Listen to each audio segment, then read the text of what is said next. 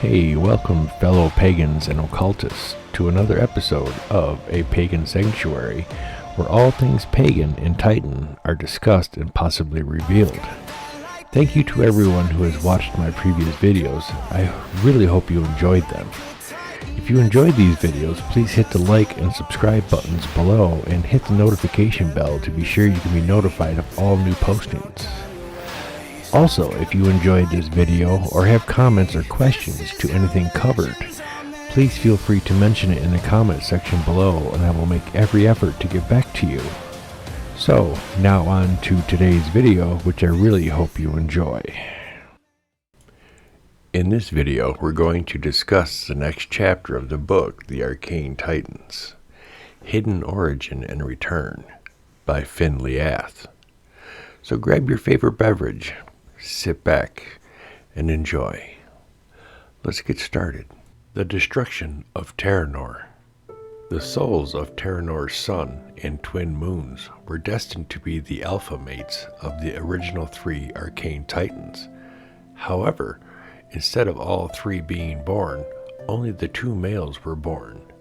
Thus, Terr-Nor was denied his promised mate. As time went by and his promised mate was never born, Terr-Nor grew lonely, irritated, and then irate. Being the soul form of Terr-Nor's sun, Terr-Nor's mood affected and manifested in his physical body. Due to Terr-Nor's rage, Terr-Nor's sun went supernova. This occurred just prior to Kronos becoming ruler of Titans. The inhabitants of Terr-Nor realized the planet would be destroyed and understood that mortal survival meant leaving the planet. Terr-Nor was a planet of duality. The subterranean inhabitants were negative energy aligned, while the surface inhabitants were positive energy aligned.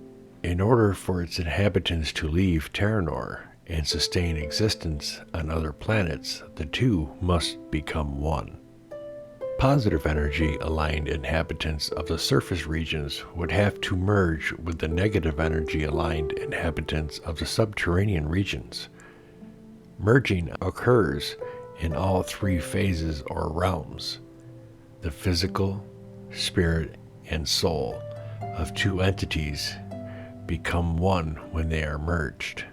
Those who wanted to survive in a mortal existence merged and sought a suitable planet to inhabit.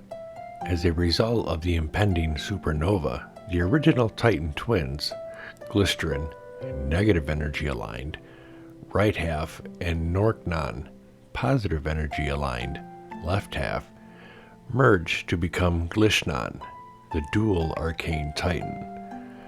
Through this coexistence and complete cooperation, became twice as powerful, strong, and quick. With dualistic pluralism successfully completed, Glishnan left Terr-Nor and sought further training and knowledge throughout the multiverse. Not all of Terr-Nor's inhabitants merged. Some chose to withdraw to the Soul Realm, while others chose to stay and were destroyed in the supernova. Dratrina was among those who chose to withdraw to the Soul Realm. Dratrina loved Norknon and knew that she would be with no other. Since Norknon had merged with Glysterin, so to be with Norknon, she would essentially have to be with Glysterin as well. Dratrina decided that she would wait in the Soul Realm in hopes that a time would come Norknon and Glysterin would unmerge, a time when she and Norknon would be reunited. Just before the supernova event, Glysterina, pregnant with Rona, severed the connection between her spirit and physical, Terr-Nor, and withdrew to the Soul Realm, where Rona would be born. Misha, Miora, and Terr-Nor withdrew to the Soul Realm as well. The destruction of Terr-Nor and its twin moons by its supernova sun occurred immediately after. Okay, here in this chapter, he talks about the destruction of Terr-Nor. Terr-Nor is the first physical planet that was ever created in the Multiverse by Uranus. And here he gets into talking about the souls of Terr-Nor's sun and twin moons, which were alpha mates to the original 3 Arcane Titans. That was discussed earlier on when it was mentioned that the triplet was consumed inside the womb of their mother by the 2 male Titans. And as you can guess, her not being born, then Terr-Nor, the sun, the actual bright star, he got pretty upset that he didn't have his promised mate. So he decided that he was just going to end it all, and he was going to go supernova and take everybody that he could with him. And that's what love can do to you. We see it a lot. Somebody goes scorched earth when they not get their way or get something that's promised to them. Now here we talk about in the next paragraph talks about the 2 species of entities, the subterranean and the surface dwellers, have to start working together if they want to survive. And this is where we first, of humanity, actually see this start. People having to work together to reach a common goal and put all differences aside and do something that's for the greater good. And they pulled it off, and some of the people, the entities chose not to, and they subsequently died, and I guess they had their reasons. I would have probably chosen to either go into the soul realm or merge and find a different place to inhabit. But that's just my opinion there as well. With the supernova coming, we also see that Glycerin and Norknon have to make a decision. They've got to, what are they going to do? So they decide that they're going to merge their 2 halves together. And I think this was a very wise choice. They could have just gone off into the soul realm like everybody else, but they chose to stay in the physical. There's good points, bad points to that. You can run those through your head. I think they did a good thing. They merged the 2 together, the left and the right, the good and the bad. It gives you the yin and yang, and the good and evil, and they get to learn from each side.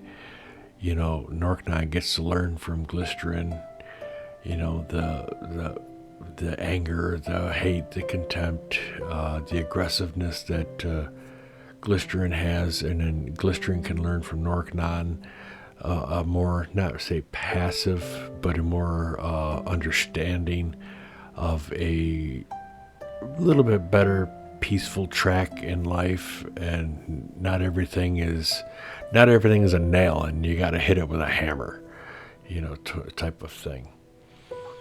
And then we come to Dratrina. Dratrina was supposed to be, wanted to be Norknon's mate. Who knows what she saw in him, but that's my opinion. And but with Norknon and Glycerin merged, that gets put on the back burner. It kind of wrecked her plans, so she chose to just go off in the soul realm, and she's just going to sit back and see what happens.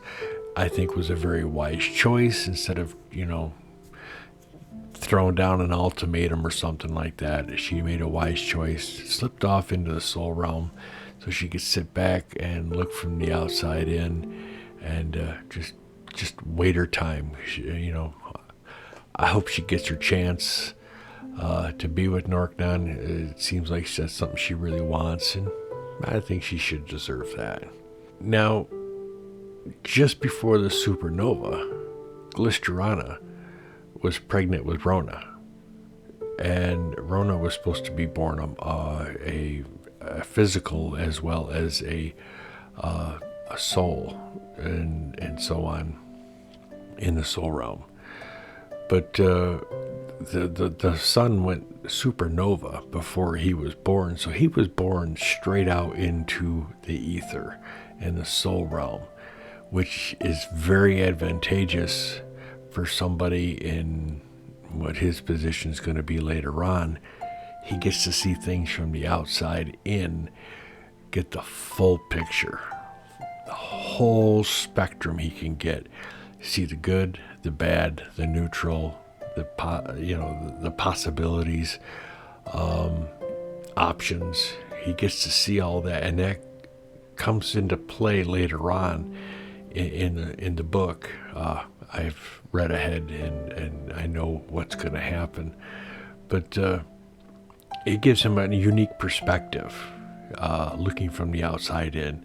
And I think we need to do a lot more of that today, is to not just, walk around like you're a hammer and everything is a nail, or something, of that type. We need to step back, look at the bigger picture, look at the pros, look at the cons, look at the possibilities, different angles, and kind of understand what could happen, what will happen, and what should happen.